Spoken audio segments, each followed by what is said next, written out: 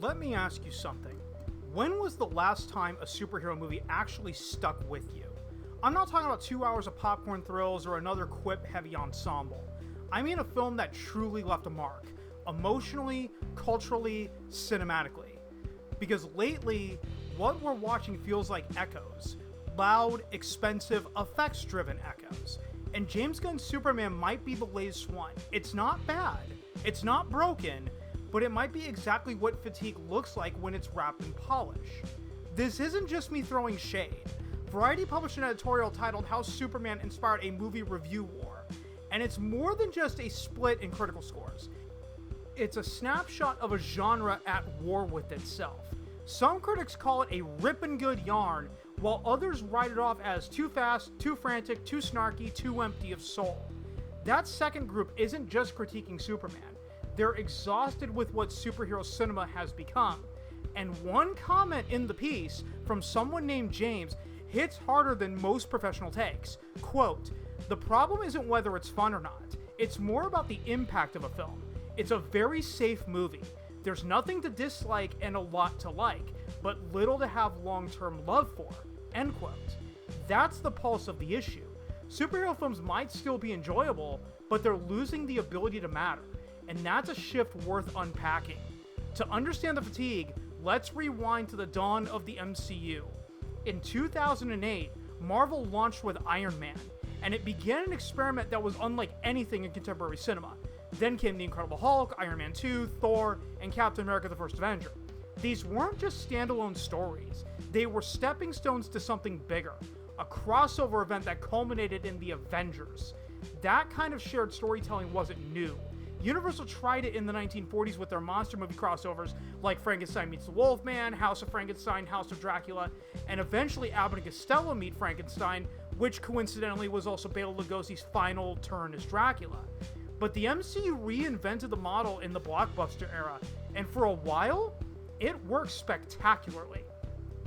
Up through Avengers Endgame, it felt like a journey. Endgame was the finale of an 11-year saga stretched across 22 films. It became a cultural moment. But here's the crack in the foundation. Endgame isn't self-contained. You don't walk into that film expecting a singular story. You walk in needing years of backstory. Without that, the emotional weight doesn't land. And when your genre demands that much context to function, you start alienating even your most loyal fans. Now, building off of James's point about lasting impact, let's ask ourselves another question. How many people are going to go back and rewatch Black Panther, Ant-Man, Captain Marvel, or Doctor Strange the way fans still revisit Tobey Maguire Spider-Man trilogy or Wesley Snipes' Blade movies? Probably not that many. And the reason is simple.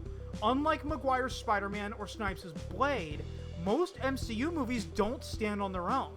They're puzzle pieces, and once the puzzle is complete, the individual piece loses their allure. Out of all the Infinity Saga entries, only The Incredible Hulk and Thor: The Dark World scored below 70% on Rotten Tomatoes. The rest were praised, some overwhelmingly so. But strong critical scores don't always translate into long-term emotional investment, and that's part of the problem. The MCU trained audiences to look forward, not back. Once a film serves its franchise purpose, it's done. It's consumed, it contributes, and it's rarely revisited. There are exceptions though, I will be fair. The Avengers from 2012, also known as Avengers Assemble in some international markets, deserve special recognition. It's standalone enough that you could go in cold and still get the full experience. No prior MCU knowledge required.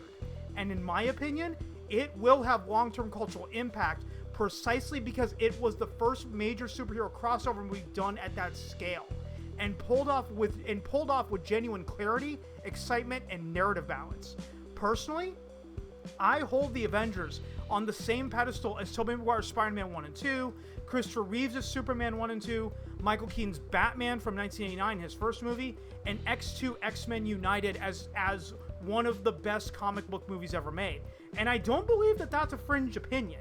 It's a film that transcended the franchise model because it actually works by itself. That's increasingly rare. Same goes for James Gunn's first two Guardians of the Galaxy films, which up until Volume 3 operated largely outside the main MCU storyline. But Volume 3, now you've got to know that Gamora isn't Gamora. The original Gamora died in Avengers Infinity War, and the version we meet in Volume 3 is an alternate timeline doppelganger. More homework, more prerequisite viewing, more barriers to impact. And that brings us back to genre cycles. Superhero fatigue is real, but it's not unique. Genres burn bright and then burn out. It happened with Universal's Monsters. It happened with film noir. Westerns, both American and Italian, had their reigns before audiences craved something else. Saturation breeds exhaustion. Audiences don't reject genres because of quality. They reject them because they stop feeling fresh. So let's circle back to Superman.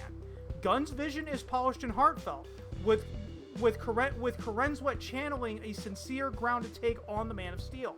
But despite its strengths, even the most positive reviews wrestle with a lingering question. Does this film push the genre forward, or does it simply recycle familiar comfort? And it's not just Superman facing this existential crisis. Look at Deadpool and Wolverine. If you want to fully appreciate that film, you need to know of 2 Deadpool entries, the entire Fox X-Men timeline, Snipes' Blade trilogy, Jennifer Garner's Elektra, and even know that a Channing Tatum-led Gambit was scrapped post-Disney-Fox merger. That's not audience engagement. That's a pop culture scavenger hunt. And yet, we know impact can't be predicted. Take Sharknado, for example. A made-for-TV movie that aired on the Sci-Fi Channel that should have vanished after one weekend. But it didn't. It exploded. Memes, sequels, cultural legacy. Not because it was a masterpiece, but because it was different. It took a ridiculous premise and committed. It was unexpected. It was unexpected, and it mattered because it wasn't trying to be anything but itself. So what happens now? Can superhero movies regain their sense of purpose, their sense of independent identity? Because right now, they're tethered. Tethered to timelines, to phases, to cameos, to shared lore. They're afraid to stand alone, and in doing so, they risk standing for nothing. The truth is, we're not witnessing the death of superhero cinema. We're witnessing the death of its impact, of its ability to define culture through individual statements. And Gunn's Superman, for all its craftsmanship, might just be the symptom of a genre that's forgotten how to mean something without being part of something. So what do you think? Can superhero movies find their voice again? Is Superman a turning point or just another polished installment? What genre do you think is waiting to rise from the ashes? Let's talk about it below. At the end of the day, genre dominance always leads to genre burnout. Critics aren't rejecting superhero films because they've stopped being fun. They're rejecting them because they've stopped being memorable. The MCU's brilliance was real, but it was also finite. And what we're seeing now isn't a failure. It's just the natural endpoint of oversaturation. Until next time, keep watching with curiosity, keep questioning with purpose, and keep loving stories that dare to stand alone.